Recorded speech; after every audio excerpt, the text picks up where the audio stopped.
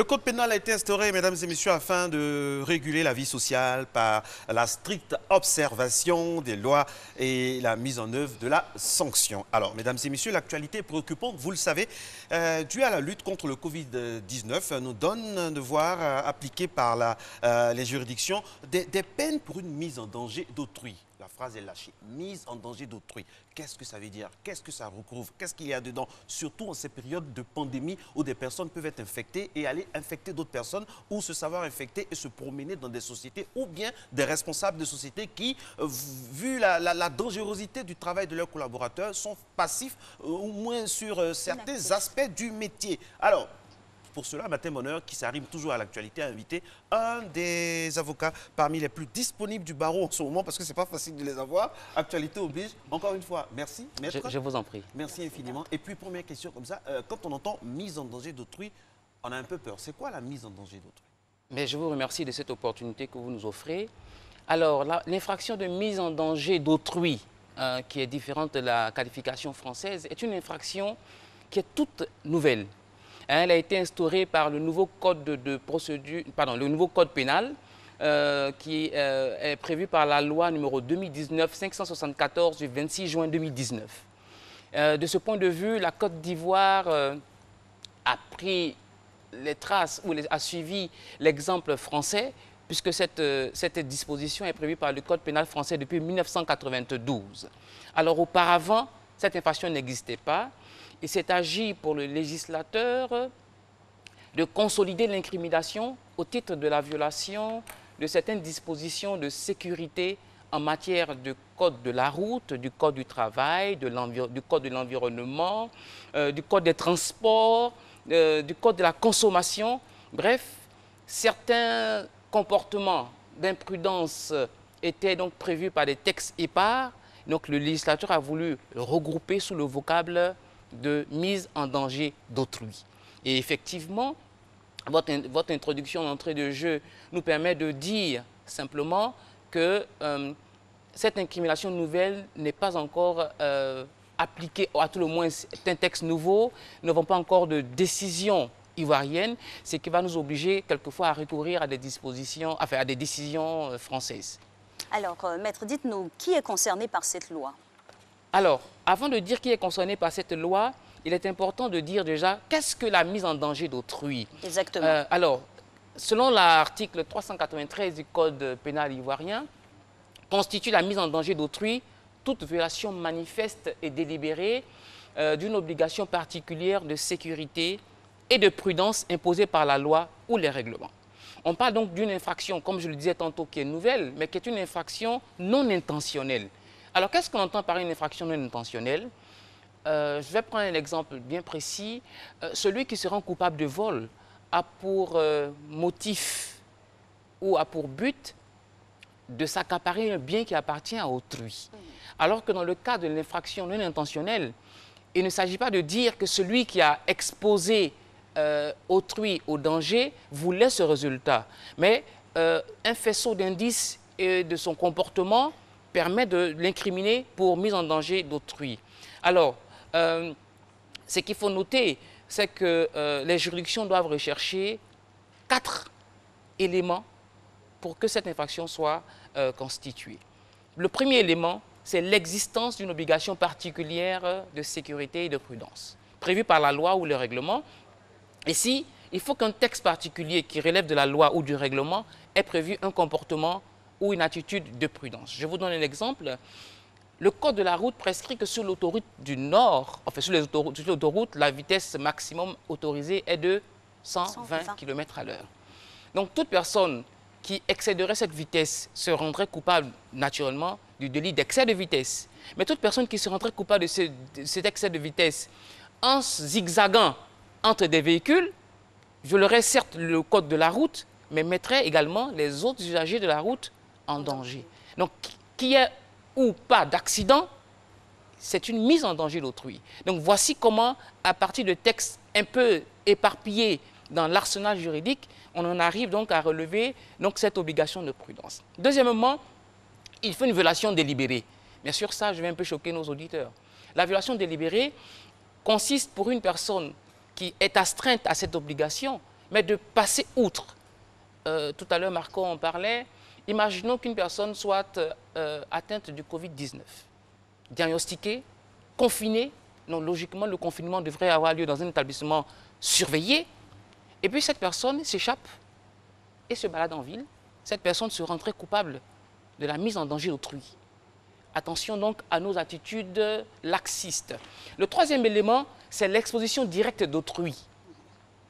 Alors, c'est vrai que vous me direz, mais autrui c'est qui? Mais c'est mon prochain, c'est mon voisin, c'est mon ami, voilà, c'est toute personne physique comme moi qui pourrait être victime de mon comportement ou de la violation délibérée. Et enfin, le quatrième élément, c'est que le risque qu'on fait courir à autrui devrait être un risque immédiat de mort ou de blessure, de nature à entraîner une mutilation ou une infirmité permanente. Donc attention à nos attitudes, et comme je le dis, la loi, elle est prévue pour tous, donc on ne pourrait pas après s'abriter derrière le fait que je ne connais pas la loi. Nul n'est censé ignorer la loi. Attention donc à nos attitudes. Pour revenir à votre question, vous me disiez quelles étaient les personnes qui étaient exposées, mais nous sommes tous exposés à la loi.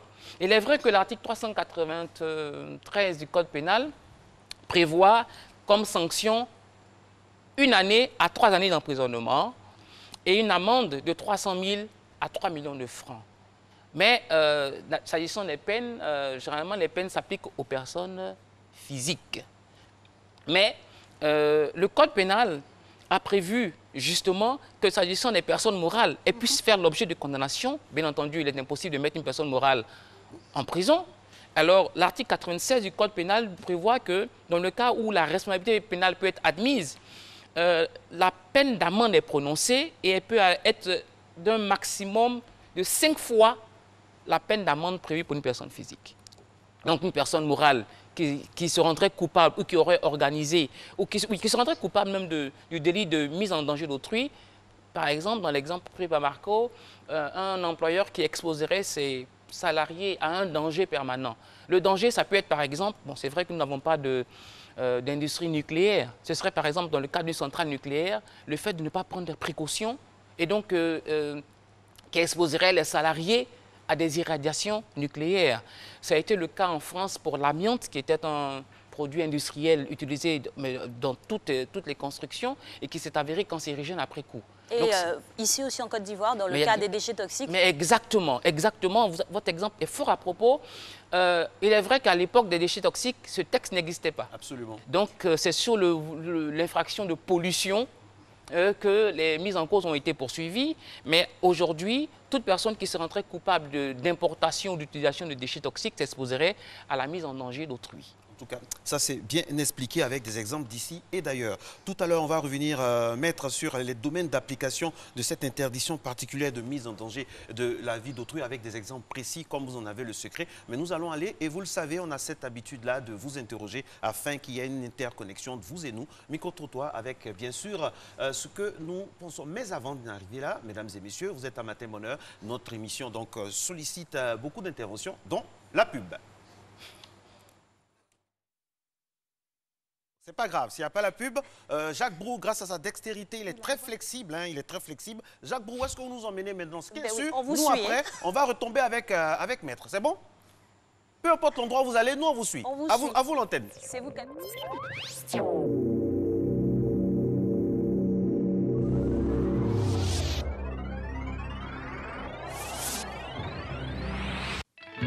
Nyani momu coronavirus wa ba menu.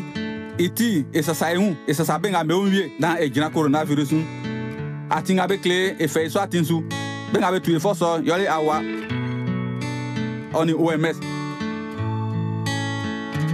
bewa yo ble klasu e unzi sa nzuenu oni samla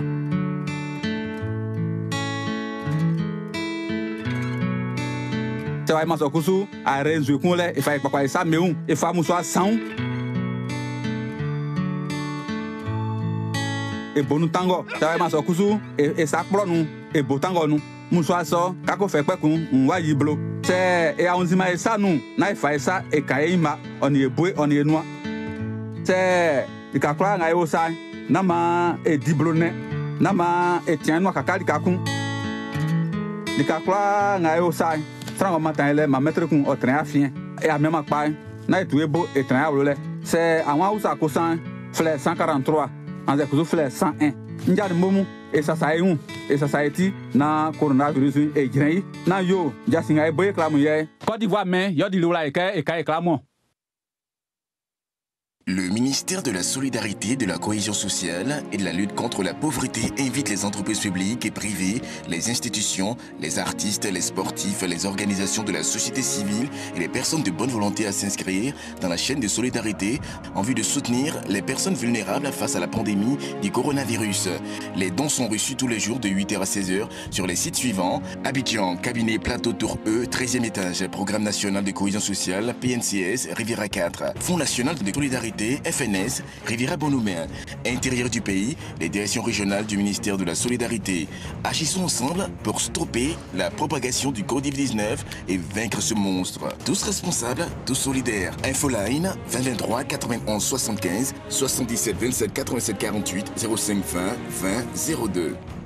An y'an yɛrɛ kɔlɔsi ni wagati na ni coronavirus ye. An y'an yɛrɛ tanga k'an sigiɲɔgɔnw tanga ka fara ɲɔgɔn kan ka coronavirus kɛlɛ. An ye nin lamɛn ka ɲɛ k'an jogow yɛlɛma. Nin ye kunnafoni ye min bɔra an ya minisiriso yɔrɔ min bɛ an ya kɛnɛyako kunna ani dunuya tɔnba min bɛ kɛnɛyako kunna n'o ye OMS ye. K'i tɛgɛ ko ka ɲɛ ni ji saniyani ye ani safinɛ walima safinɛ ji.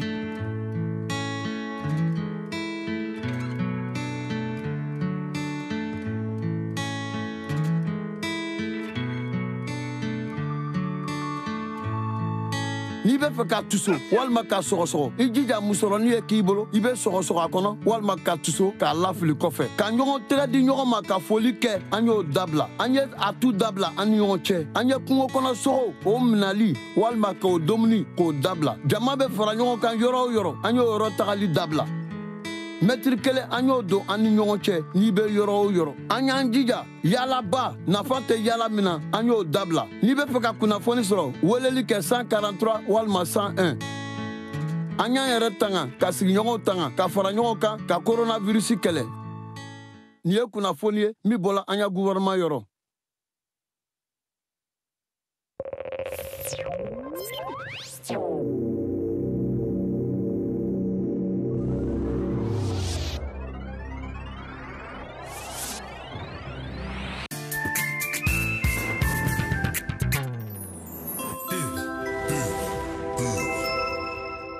Ma soeur, où vas-tu si pressée?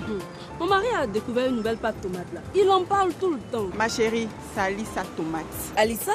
Ah! Le double concentré de tomates Alissa, fait à base des meilleures tomates naturelles sélectionnées pour leur goût et leur qualité. La tomate Alissa se conserve très bien et ne noircit pas. On voit une équipe qui va évoluer en 4-4-2. C'est de ça que je te parlais. Alissa, le goût parfait.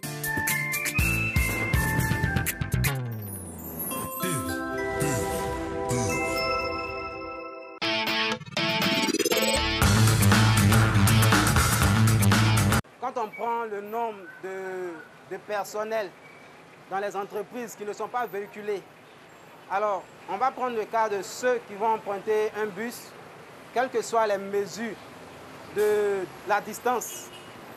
Ce n'est toujours pas respecté dans le bus. C'est toujours pas limité à 50 personnes. Il y a encore des contacts. Et ces personnes-là vont encore aller en entreprise. Vous voyez, là-bas encore, il y a des contacts. Même s'il y a la volonté de réduire le nombre de personnes, mais il faut dire qu'il y a encore un petit risque. Moi, je suis un magasin de grossistes. On peut recevoir 1000 personnes par jour. Quelles que soient les mesures de précaution des barrières, comme l'État l'a dit, on est toujours en contact de façon directe avec les clients. Donc je dirais encore que ce n'est pas suffisant les mesures qui ont été prises. Il faut qu'on fasse plus. Présentement, nous-mêmes, aujourd'hui, on vient de fermer le magasin. Moi, je pense que c'est ce qui est la mesure idéale pour empêcher en tout cas la propagation du virus. Pour moi, effectivement, en entreprise, il y a encore des risques que la pandémie continue de se propager. Parce que, bien vrai que les mesures sont prises, mais nous n'arrivons pas toujours à nous protéger totalement. Je prends l'exemple sur les cas de distance, sur les lieux du travail. Encore, le moyen de protection. Certes, on nous demande de se protéger avec des cache-nez, mais les cache-nez, vous savez aussi bien que moi que les cache-nez font seulement que 3 heures, tout au plus 8 heures. Mais Il faut des moyens pour pouvoir renouveler ces moyens de protection. Bien vrai que l'État prend des dispositions, mais ces dispositions sont encore très limitées.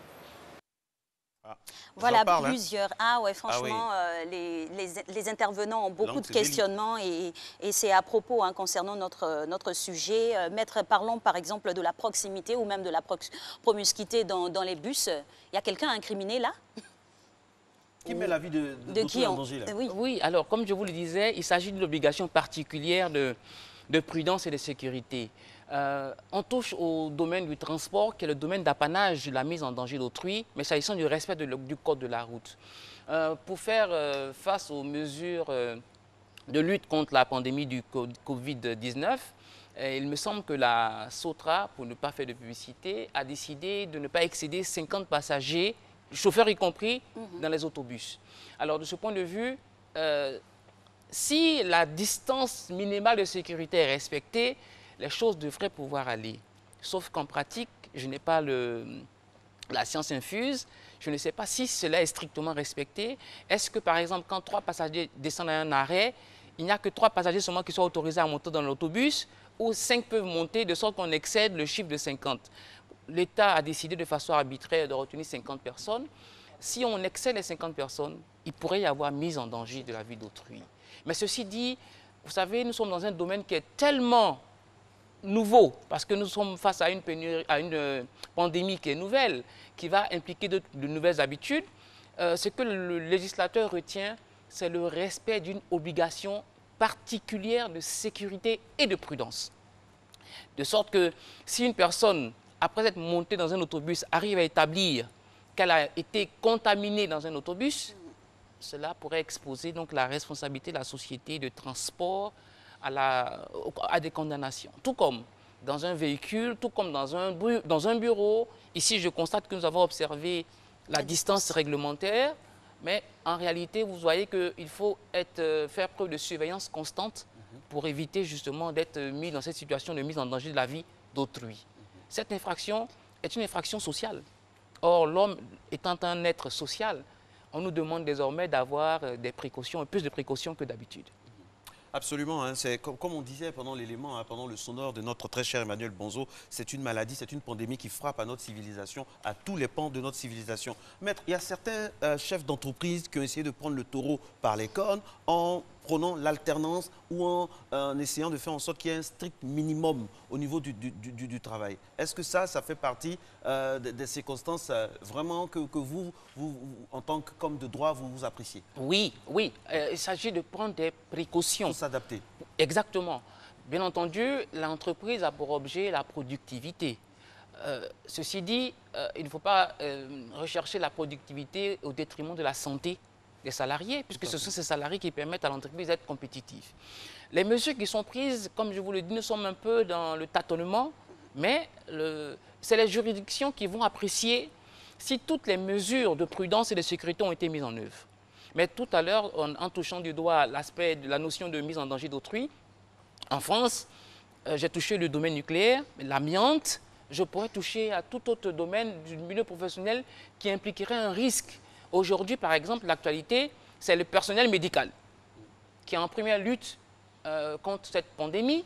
Donc, il faudrait qu'il soit équipé de matériel qui empêche, ou, bon, si je dis qui empêche, je ne dis pas la vérité, mais qui protégerait en tout cas, ou qui rendrait difficile la transmission de ce virus-là d'une personne à une autre. Donc, toute personne travaillant dans un établissement hospitalier devrait avoir l'équipement minimum réglementaire. Mais à la vérité, maître, cette maladie est venue mettre à nu certaines insuffisances. Est-ce qu'on a besoin d'attendre qu'il y ait une maladie, qu'il y ait une pandémie pour donner le minimum vital à des personnes qui travaillent? Je parle par exemple de la banque, je parle par exemple du caméraman qui doit avoir une tenue particulière par rapport au son, par rapport à la lumière, tout ça. Est-ce qu'on a besoin d'attendre une pandémie pour faire des choses basiques? Vous avez touché des doigts, se mettre aux normes. Il existe des normes dans tous les domaines professionnels. Je suis avocat, il y a des normes pour exercer ma profession. Il y a une structure qui s'occupe de la normalisation dans notre pays. Bien entendu. Et donc, votre interpellation va droit vers ces structures. Ce qui est certain, c'est que c'est un nouveau paradigme qu'il faut désormais adopter. respecter les règles qui sont prévues pour tous les corps de métier et revenir à des choses basiques de protection de la vie. Parce qu'en tout état de cause, toute l'activité mondiale est à l'arrêt pour un virus qu'on ne voit pas à l'œil nu. Ben oui, mais maintenant, qui est bien présent. remettons-nous en cause, respectons les règles, parce que chaque profession a ses suggestions, a des règles. Quelles règles? Étant entendu qu'à tout moment, on ne pensait pas au Covid-19 il y a 6 mois. Et on ne sait même pas ce qui va arriver. Est-ce que c'est là où on voit le sens de l'anticipation, non? Oui, je pourrais vous dire oui, mais souvenez-vous, il y a 25 ans, 30 ans, c'était le VIH-Sida qui faisait les mêmes ravages jusqu'à ce que certaines précautions, certaines attitudes soient adoptées. Il nous appartient, et c'est ça peut-être le génie humain, de pouvoir faire preuve d'adaptation pour faire face aux challenges qui se présentent à lui. Le Covid-19 nous demande de changer notre manière de vivre et je pense qu'il y aura l'avant-Covid-19 et l'après-Covid-19. Maître, malheureusement, on va rester dans le pendant Covid-19. Et vous parliez à l'instant de prudence et de sécurité. Quand on sait qu'ici, nos dispositifs de sécurité ne sont pas forcément au diapason avec les mesures édictées par le gouvernement, pour un agent, un employé dans une structure qui sait que c'est vraiment pas possible pour sa structure de respecter, par exemple, la distanciation à d'1 mètre, il est en mesure de rentrer chez lui ou qu'est-ce qu'il fait? Alors, on touche de ce point de vue au droit du travail. En France, ils ont prévu ce qu'ils appellent dans le jargon le droit de retrait. Je pense que c'est d'actualité. Oui, ça a été, droit de retrait. Ça a été manifesté hier avec C'est très en vogue, tout le monde en parle. Oui, exactement. Alors, ici, le droit de retrait n'a pas été prévu. Mais ce qui est prévu, c'est que, du point de vue du contrat, le salarié est tenu d'être mis dans des conditions de sécurité, on dirait conditions normales de température et de pression pour pouvoir travailler.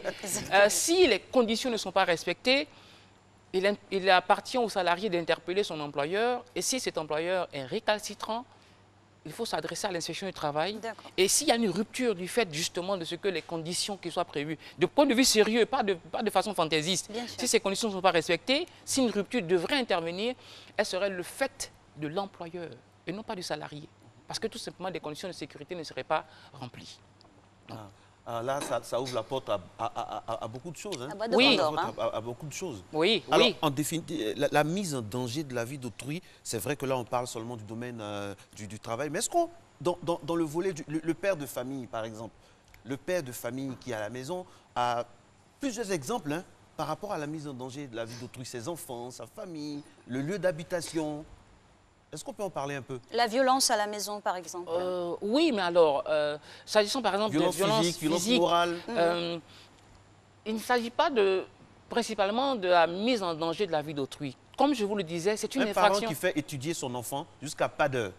Parce qu'il estime que lui, il a été élevé à la dure, donc son enfant doit retenir toutes ses leçons. Un enfant de 5 ans, par exemple, il lui demande de connaître la table de multiplication de 8 fois. Et l'enfant ne dort pas, il ne mange pas tant qu'il n'a pas ça. Ce n'est pas une mise en danger de la vie d'autrui. Non, ça, ce sont des maltraitances. Ça pourrait être admis sous le vocable de maltraitance si l'enfant à personne vulnérable. A une maladie, ça peut être oui, assimilé. Alors, si les médecins et les personnels sanitaires est tenu d'informer les assistants sociaux de toute violence faite en ce qui concerne les enfants, en ce qui concerne le genre, donc le genre féminin.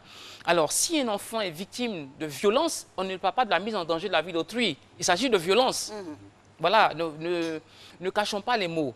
L'infraction de mise en danger de la vie d'autrui, comme je vous le disais... Non, je parle du cas où l'enfant est maladif. L'enfant est malade, il a de l'asthme, il a une pathologie sûre. Et malgré cela, on lui inflige des sévices. Des sévices, oui. Sachant que là, ça peut déboucher sur la mise en danger de la non, vie d'autrui.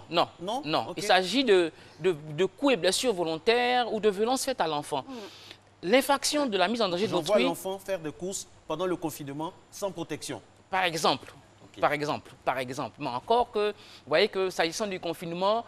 C'est pas officiellement dit. Bon, le président de la République a pris un décret qui organise l'état d'urgence et qui prévoit finalement un couvre-feu. Tous ceux qui sont dehors après l'heure de couvre-feu se rendent coupables de la violation du décret portant état d'urgence. Et ça se sent. Ils ne mettent pas en danger la vie d'autrui. On parlerait, et les juridictions seraient habilitées à condamner une personne qui, se sachant malade, prend sur elle de façon délibérée de contaminer les autres. Là, on est passé dans, dans une autre sphère. Mais s'agissant de ceux qui se retrouvent dehors, généralement, c'est que les forces de l'ordre ont retenu. C'est vrai qu'après les premiers jours, les premières récriminations, il est prévu d'accompagner les retardataires parce qu'il peut arriver qu'on soit en retard, justement parce qu'on vient au travail, on a un petit bobo en route, un véhicule en panne, le véhicule de transport en commun est tombé en panne. Tout peut arriver. Ne tombons pas dans la répression systématique. Tout à fait. Alors, pour avoir un regard un peu plus large de la mise en danger de la vie d'autrui, sous d'autres cieux, on a par exemple le harcèlement à l'école. Ça peut être constitué comme un danger de la mise en danger de la vie d'autrui parce que des fois, on découle du suicide.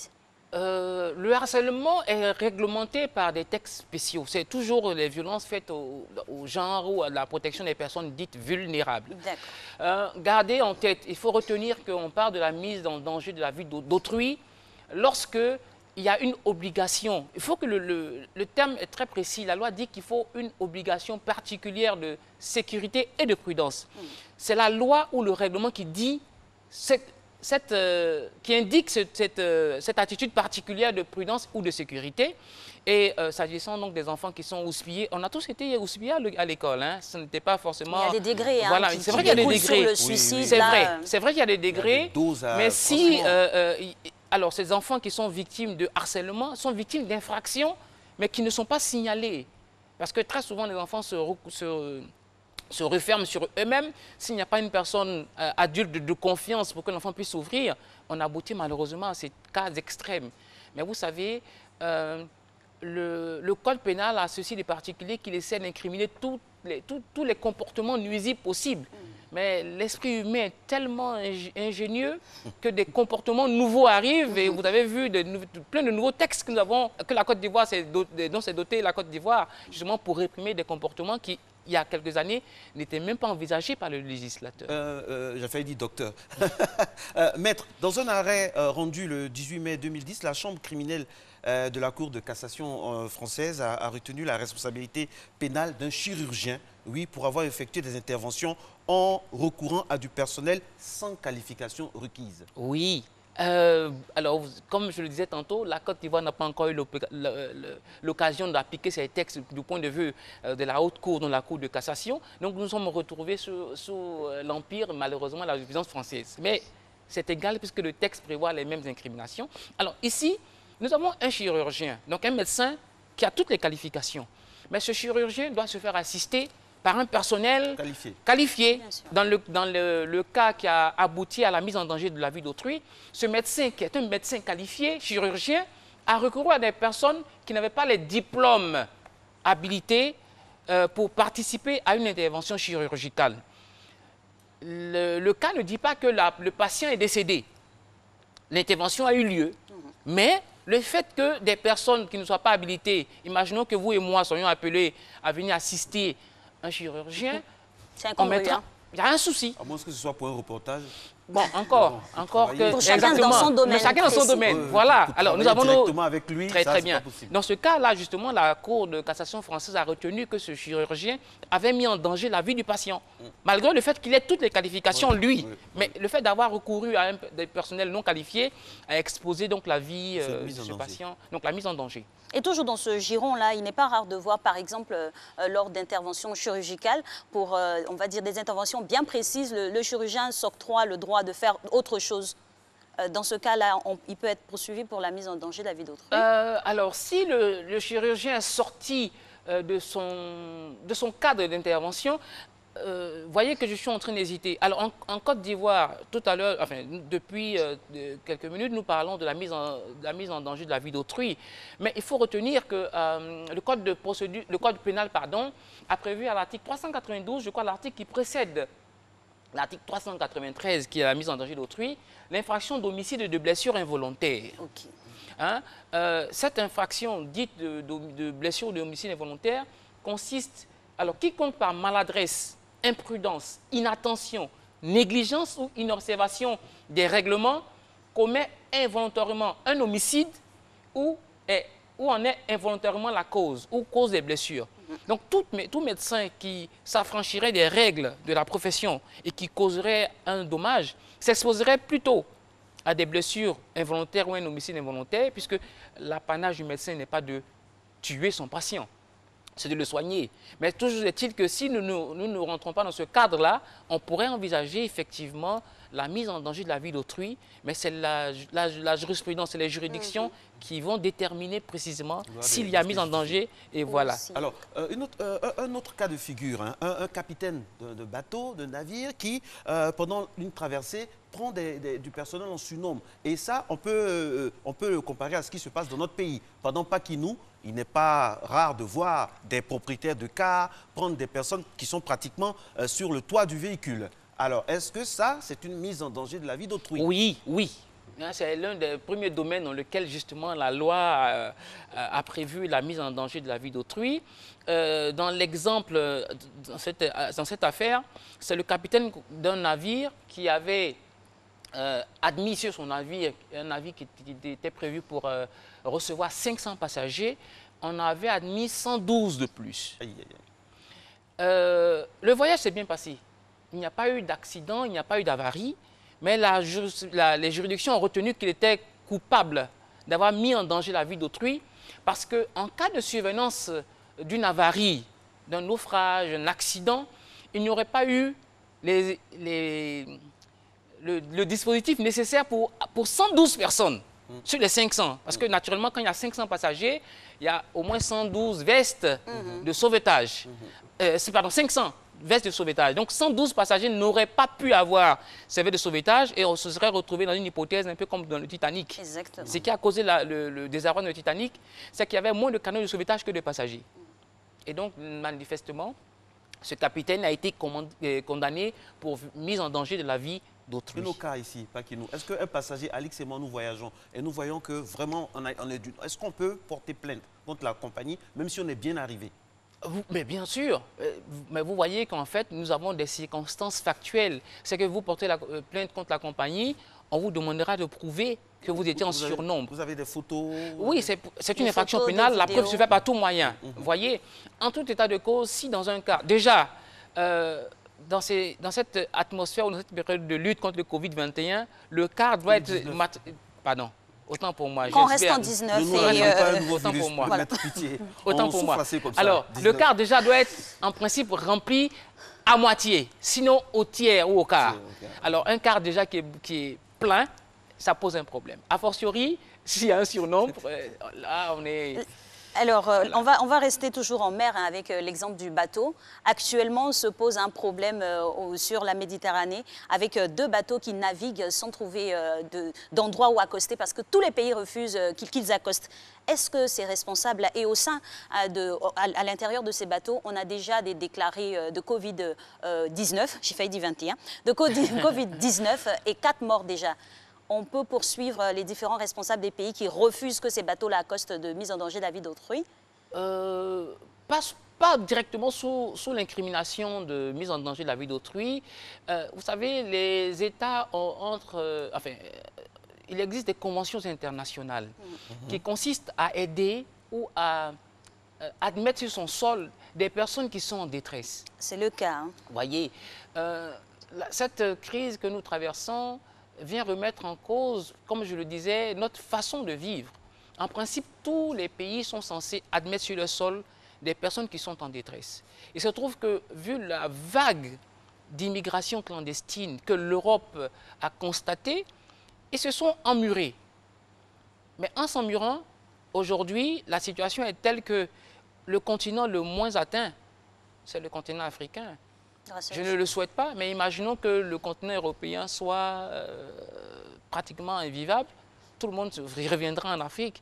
Voyez. Mais votre exemple est fort à propos. Les conventions internationales obligent les États à recevoir ces personnes. Il me semble, ça c'est l'actualité, je pense qu'avoir noté qu'il y a 2 jours, le Portugal avait régularisé les immigrés pour pouvoir justement pour pouvoir leur permettre de bénéficier des soins de lutte contre le Covid-19. Maître, un cas aussi très très important, un exemple que beaucoup de personnes se posent la question, est-ce que la situation d'état d'urgence amenuise tant soit peu ou dilue cette situation de mise en danger de la vie d'autrui? Ah non, c'est l'état d'urgence, donc bon, il faut s'attendre à ça. Bon. Alors, l'état d'urgence est une circonstance exceptionnelle. Hein, vous avez vu le chef de l'État qui s'est appuyé sur une loi de 1959, donc prise avant notre indépendance, qui est une période durant laquelle les droits des citoyens sont restreints. Par exemple, aujourd'hui, il nous plairait d'aller partout où nous voulons, mais sauf que depuis le dimanche, nous sommes tous confinés à Abidjan et nous ne pouvons plus sortir. On peut arriver jusqu'à Bassam. Oui, c'est Abidjan. On va dire c'est Abidjan et le Grand Abidjan. Bon, ce sont des mesures restrictives de liberté. Qu'est-ce que ça implique pour la mise en danger concrètement pour le juriste? Qu'est-ce qu'il peut nous dire? Qu'est-ce qu'on peut nous dire par rapport? Quelle corrélation on peut faire avec la mise en danger de la vie d'autrui? En principe, il n'y a pas de corrélation avec la mise en danger. En principe, il n'y a pas de corrélation. Il nous est demandé de rester là où nous sommes, dans un sens de... Écoutez, c'est la politique sanitaire de la Côte d'Ivoire qui est décidée par les hautes autorités qui nous disent, pour empêcher que nous ayons un fléau national, il y a des cas déjà à Abidjan, restez à Abidjan pour ne pas que ça s'étende. Alors, comme je le disais tantôt, nous ne sommes pas malades, mais dans l'hypothèse où nous sommes malades, si nous avons fait interdiction de nous éloigner d'un endroit et on nous prend à quelques kilomètres de là, là, il y a mise en danger de la vie d'autrui. Parce que, manifestement, on fait courir un risque aux prochains, à nos proches. Mais s'agissant d'une personne qui est en bonne santé, qui n'est pas diagnostiquée comme étant malade, qui n'a pas un comportement à risque, mais comme je l'ai dit, qui se retrouve dehors après 21h, 21h15, bon, là encore ça passe. Mais quelqu'un qui se retrouve dehors à 1h du matin, sans être habilité par la loi, il y a un problème. Qu'est-ce qu'il fait dehors à 7h? En ce moment, on se pose des questions. Et vous avez vu que toutes ces personnes qui ont été prises après l'heure du coup-feu ont été déférées devant les tribunaux et condamnées. Condamnées sous la base justement de la loi de 1959 qui prévoit l'état d'urgence. Et la loi nous dit, par exemple, ces infractions sont punies d'un emprisonnement d'un an à 3 ans et d'une amende de 20 000 francs à 2 millions de francs. À l'époque, en 1959, on parlait de 2 millions de francs. Donc, imaginez ce que ça devrait valoir aujourd'hui. Ouais. Mais c'était 20 000 francs aussi, hein, pour tenir compte aussi de l'époque. Tout ça, tout simplement pour nous dire, soyons respectueux des lois et je pense que tout ira pour le mieux dans le meilleur des mondes. Alors, Maître, on a envie de nuancer un peu hein, sur le dernier cas avec, on va dire, le confinement d'Abidjan qui a été reporté à dimanche. On a eu un phénomène ici à Abidjan, la ruée des populations vers les gares pour se rendre en confinement dans leurs différentes localités. Bon, ce n'est pas de la mise en danger de la vie d'autrui quand on sait que peut-être que des personnes étaient malades et elles sont parties. C'est exact, mais alors on va donc analyser les situations au cas par cas.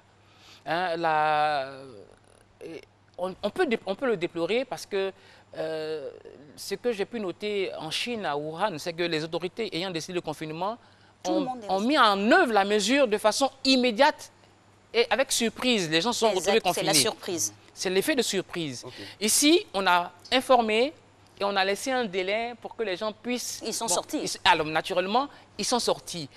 Il faut prier que ceux qui soient sortis soient des gens sains. On va tous prier. Alors, voilà. Dernière question. Est-ce que ce qui s'est passé à l'INJS est une mise en danger de la vie d'autrui? D'une certaine façon, oui. Merci beaucoup, Maître, d'être resté en notre compagnie, d'être venu. Il est 24. On a été très heureux d'être en votre compagnie pour ce matin bonheur, pour parler de l'état du droit, l'état des droits relativement à la mise en danger de la vie d'autrui. Matin bonheur revient toujours demain, toujours avec le même plaisir. Réalisation, Monsieur Jacques Brou et toute sa magnifique équipe. Ciao, ciao. Hey!